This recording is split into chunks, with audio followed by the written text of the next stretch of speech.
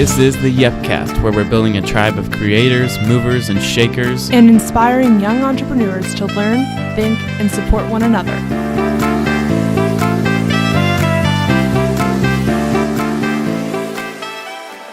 Hello and welcome to the Yepcast. My name is James Nuveen. And my name is Madeline Martini. Welcome back, guys. We're welcoming you back to our episode number 3 of the Yepcast. And we are glad to be back. Today we're going to be discussing something that is very timely.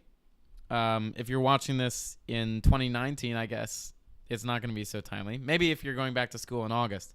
But for 2018, right now, in the middle of August, this is very timely because today we are going to be discussing how to make the most of your year in school. Yes.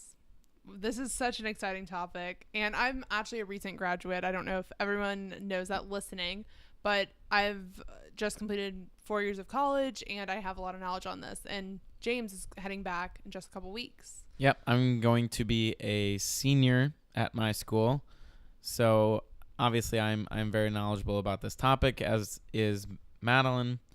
She's done 4 years, I've done 3, and I'm about to do my 4th.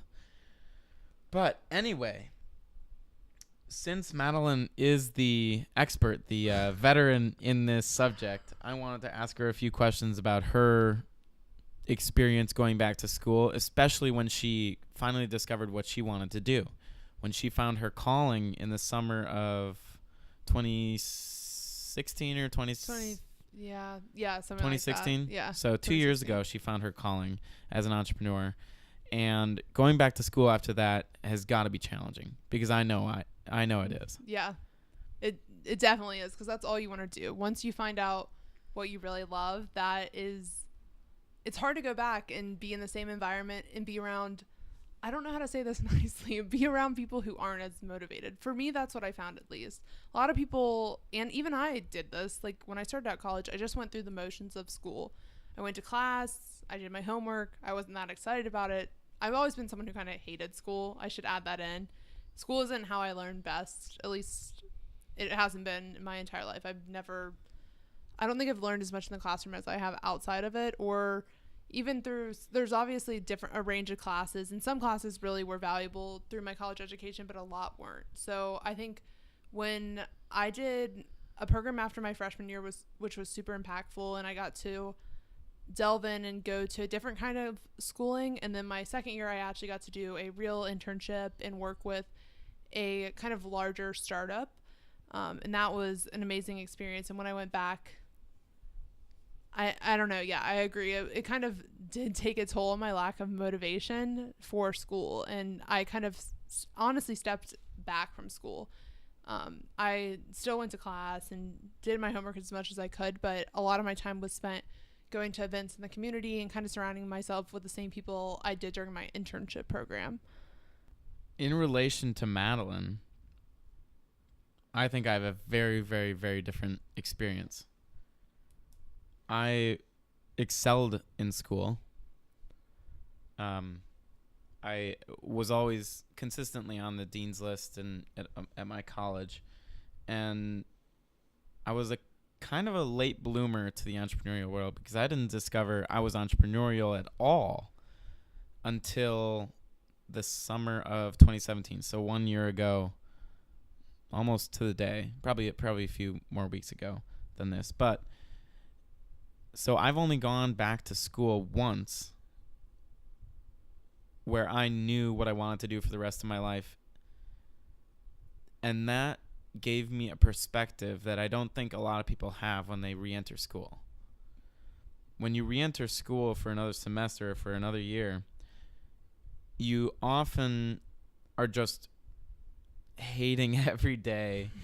You're just waiting for it to be over, waiting for the semester to be over, waiting for spring break, waiting for the year to be over so you can go to the beach in the summer or start your internship wherever it is, which is valid.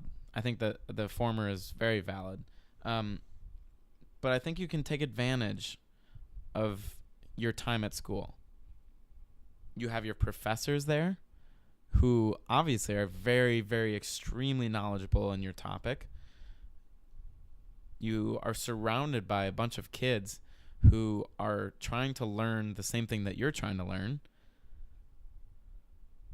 And you have all these different resources to help you succeed outside of the classroom that a lot of people don't take advantage of.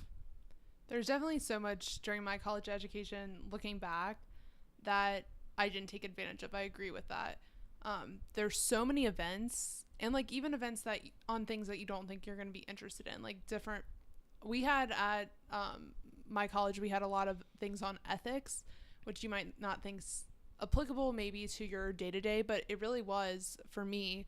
And you can find ways to apply it to your everyday life. So one thing I know I said going back was definitely a challenge for me after finding what I loved, and I don't think that was a bad thing per se, because for the rest of my life I get to do what I love. So I looked at it as school was kind of like temporary, and if I feel like there's some people in life who love school too. Like my sister, she absolutely loves school. She's so incredible at studying, and she's a straight A student just like James. And I wasn't like that, and I thought something was wrong with me for that, because your whole life you're measured by your grades, you're measured by how you are in the classroom. And I was like, oh my, I felt like a failure, like literally from my first, even in high school, I think even in probably middle school I felt like that too. So if you're in school right now, don't feel like that, because the rest of your life you're not going to be in school unless you're a professor or kind of a forever student, which you could go to grad school like 20 times. I have family friends who have done that. There's nothing wrong with that too. It's all about your passion. But yeah, all about So Madeline, entering your senior year, you knew what you wanted to do. You wanted to either work for a startup or start your own thing, right? Yes, definitely. What was your approach to your senior year, considering you knew what you wanted to do? Like, did you have any goals in mind? Did you want to achieve anything, or were you focused solely on working for the startup that you were in your free time?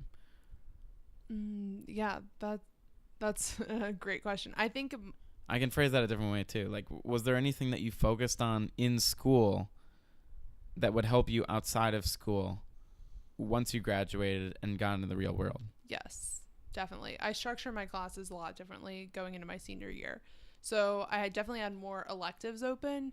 And from my internship experiences, I kind of learned what the startups I worked with didn't have and were lacking in their organization. I took classes around that. So one thing I noticed a lot of companies don't have was someone who really understood data.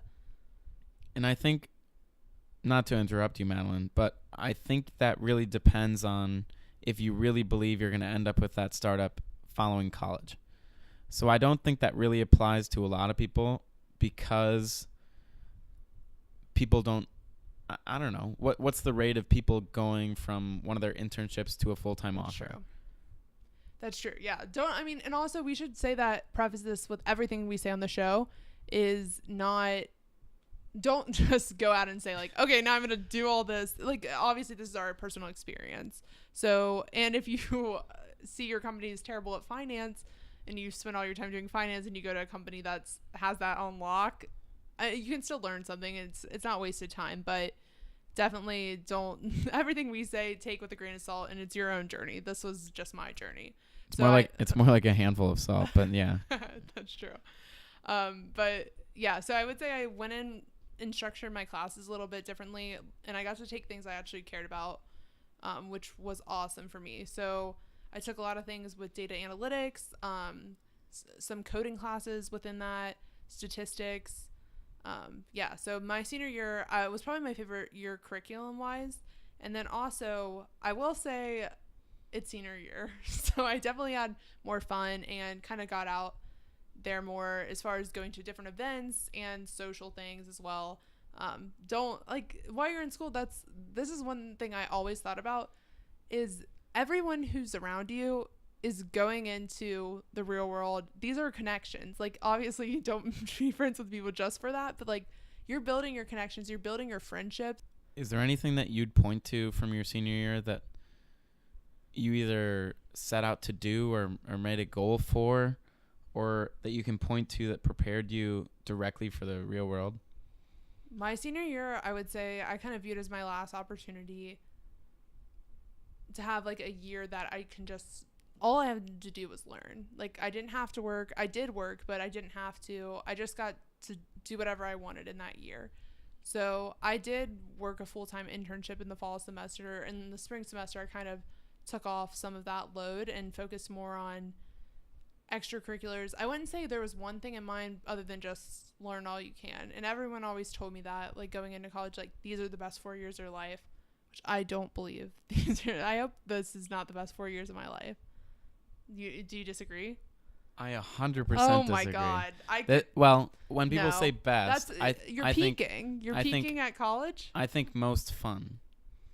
No, I hope this is not the most fun I had in my life was in college. I think we lived really different college experiences. I should also add. True. But going back to your point about just taking advantage of your senior year and working while you're in school, Madeline went to a school where she had the opportunity to not only live by but walk to a startup and work there in her free time. At a lot of schools, we don't have that opportunity. At my school, obviously, I did not have that opportunity and don't have that opportunity currently. So in lieu of working for a startup, I decide to spend my time blogging or podcasting or just creating. I just need to create. But I would really specify that the most important thing in this final year of college for me is going to be surrounding myself with people who will make me be a better person and make me be a better, smarter entrepreneur. It's a very, very hard thing to do. You hear this all the time, that you're the average of the 5 people you spend the most time with or the 3 people you spend the most time with.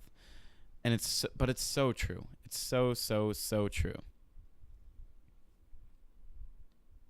And in college, it's a little bit different, but it pretty much holds up. And spending your time in a club where they promote entrepreneurship or they promote being bold or being authentic, it's so important. And people really don't join those clubs because they want to focus on their resume. They want to focus on being vice president of the finance club or the blockchain club, for example. But if you really want to build your skills, joining clubs that literally have a mission to build your soft skills, I think that's what you should join. And that's something I didn't do and something I regret. At almost every single college in the United States, I think there's a club called Toastmasters where you literally just meet to speak. I think every week you go, you stand up and you speak your mind about whatever you're thinking. Or you give a presentation about what you're thinking or something you've prepared over the week. And can you just think about what that would do to your speaking skills, your social skills, your communication skills? And those are so crucial in the real world. Madeline and I know that because we've worked for a startup with 16 employees and know the real value of not only communicating within our own team, because we're on the same team with each other, but with people outside of your team. That's where the real value comes in. Being able to communicate with people different than you is something that employers want. If you can work for a customer success team and talk to the tech team or talk to the marketing team or talk to the sales team, that is so important going into the real world and graduating. Because if you can translate your message in 3 different ways that 3 different departments can understand in a way that affects them and affects your company, That's awesome. That's an amazing way to look at it. And I think if you go into class with that mentality that you're not even just learning the subject material. So like James said, if you're in a sales class, listen to what that professor is talking about and what is important to him or her in that. In those kind of metrics, the buzzwords they use, what they truly care about, because somebody in tech is totally different than somebody in sales. And I have a question for you, Madeline. Is there anything that you would recommend people do to not use their professors, but interact with them, or obviously there's something to benefit from that relationship between a student and a professor, and obviously something to provide them too. Is there anything that you'd recommend a student do to benefit from a relationship with a professor? So I had a relationship with one of my data analytics professors, and she was absolutely incredible. She came from the working world, which was a really unique perspective from a lot of my other classes. And I remember one day I had a question just about a problem, and I'm never a student to go to office hours, but I was like, okay, was frustrated. I'm just going to go and see what she has to say about this. And we went and we ended up solving the problem in about 5 minutes, and we talked for an hour and a half about everything. They're people. At the end of the day, professors, they're amazing. They're super knowledgeable, but they've devoted their entire lives to just teaching. And they like just go to them and talk. Because imagine if you were working a job, you're incredibly passionate, and then the people around you are just interested a little bit in what you're talking about. They love that. And so from there, once you have a relationship, a lot of them will offer to help maybe make connections for you or get you into kind of what you want, or even help find what you want to do. So I would say go to office hours. I hated when they said that, but it is true. It really is, because there's not a lot of time in the classroom that you can really make that connection. If you have a really, really good internship where you sort of understand the industry that you want to work in, or that gives you a lot of value in terms of learning about what you want to do for the rest of your life, that's awesome.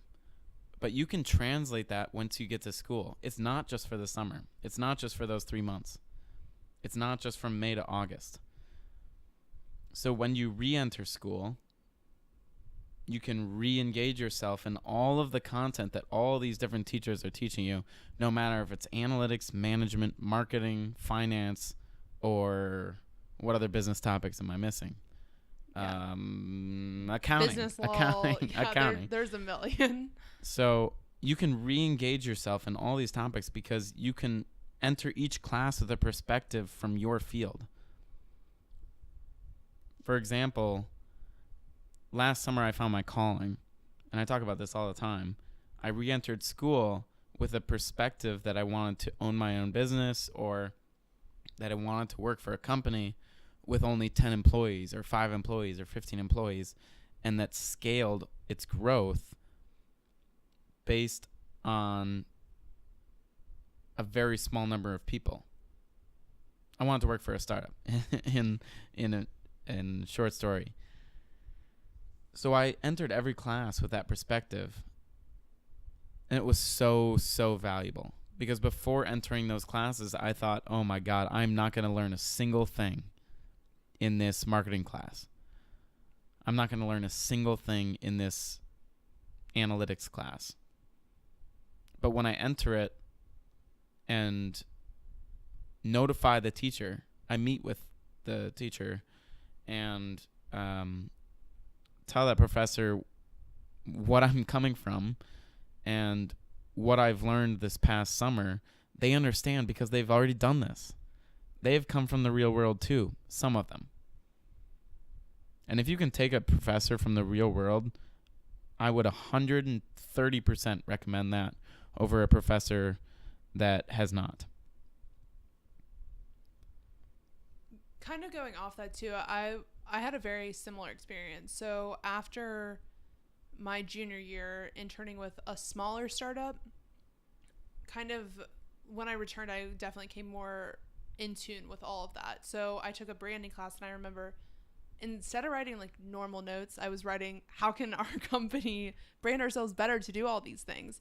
And it totally changes your perspective. And that's always been something for me. I've always questioned learning in general, not learning in general, I should say, education in general. Like, how is this calculus class going to help me in my job? And it can, even though I hate calculus, it can. There's something in there that you can learn, even if it's persistence, just getting through it. And there's going to be classes that you hate, but like just be there and in tune, because there's something you can learn. There's a little nugget in everything. Absolutely. So I have a question for you, James. From your perspective, what has been the most valuable thing you've learned in your past 3 years in college? And I can't say outside of school. You cannot say outside of school. Okay. Even that might be like just in the classroom or even in the environment on campus. What have you learned? I would say the value of relationships. Madeline has already talked about this episode. But the people that you meet in college, that's going to be your network forever. I mean, figuratively on LinkedIn, sure. But literally in the sense that you're going to know these people for the rest of your life, and you're going to connect with these people. We live in a day and age that maintaining relationships is so much easier than it's ever been. And that is so, so, so neat. Like, what an advantage we have in our pockets. Literally, I'm holding my phone right now, and I can reach out to, I don't know, how many people do you think I can reach out to right now with a single message? That's exponential. On every single social network and a text? Probably thousands. Definitely. Maybe even tens of thousands. Yeah. And if you're going by the LinkedIn degree theory, it could go to tens and hundreds of thousands of people. I mean, this is a little different than we started talking about, but still, like, what value do we have in our age to stay connected with the people that we've connected with in the past? It is so valuable. And I don't know if people really understand that. So use those connections. Those people are usually there to help you out. Whether you're in a dire case and you need money, or you need love, or you need attention, usually those people are there for you. This is your time to network. Obviously, the rest of your life, you are growing your network, but there's something about being a college student that people want to help you more. So you can message people on LinkedIn to get coffee, just 10, 15 minutes. And this is your kind of time. That is another way to make the most of this year, is using the fact that you are in school. And when you reach out to someone, it's a little different than being a working professional. So now that I'm a working professional, I'm sure I can reach out and people would still help me out, but it almost seems like I want something more than when I'm just a student. I'm just there to learn. I just want to learn about the culture of their company or what they do day to day. And people, that's so flattering when you reach out to someone that they love to help you, and they've been in your shoes once before, and they would be more than happy to help. So don't ever be scared to reach out to people. Leave campus for a little bit and just get coffee with someone and learn. Or stay on campus and meet another student or a professor. That's very It really true. doesn't matter. Just make those connections and be very in tune to the maintenance of those relationships. So in other words, maintain them. Yeah. And I think that could be a whole episode on its own, because maintaining connections, that's a ton of work. Definitely. If I would pick the most important thing, not only in the business world, but in life, to your success and your happiness, I think it would be relationships. 100%. Your relationships with everyone else in the world. Are you admired? Are you loved? Are you happy with the connections that you have? Do they make you smarter? Do they make you a better person? Do they make you nicer? Do they make you kinder? Do they make you more sympathetic? Take a look. Reflect. And on that note, I also want to say if you're graduating in, I don't know, nine months from now, I guess in May of 2019, be bold. Be very bold. Just go out on a limb. If you want to work for a big corporate company, email the CEO. Again, what do you have to lose? Send out 100 emails to the top levels of P&G or GE or, I don't know, Goldman Sachs, whatever industry you're in. Just connect with people. And people will notice. It's all about standard. We'll talk about that We'll talk about that different. This is giving us a lot of new I have a lot of opinions on that. But be bold. Reach out to people. Make connections and maintain them. Maintain those relationships. That's what I would recommend in your last year of school, but also in all 4 years of school. If I could go back and do it again, I would do it like I'm saying right now. But obviously, I can't go back in time. And another thing is just enjoy. If you're going into your senior year right now or any year of college, high school, whatever age you are, enjoy this next year because this is your time that there is nothing else you have to worry about. You have to worry about only yourself and only your education and learning. And that's so valuable because you'll never get that time in your life again. So just explore and be limitless in your exploring. I was told just the other day, there's never another time where you're going to be surrounded by so many people your age. Wow. So just think about that and think about how, not that you can take advantage of it because that sounds like such a bad phrase, but how you can use that to help people and how you can gain value from that network. Because it's true. When are you going to be around so many people who are your age and have something in common? You all go to the same college. That's a huge power to harness and definitely make the most of the people who are there. And another thing we didn't really talk about, but we talked a little bit about clubs and events, but just join them. Don't join them to put it on your resume because that is the worst thing you can do, to have a position that you don't feel passionate about. If you feel passionate about it, do it, but otherwise don't.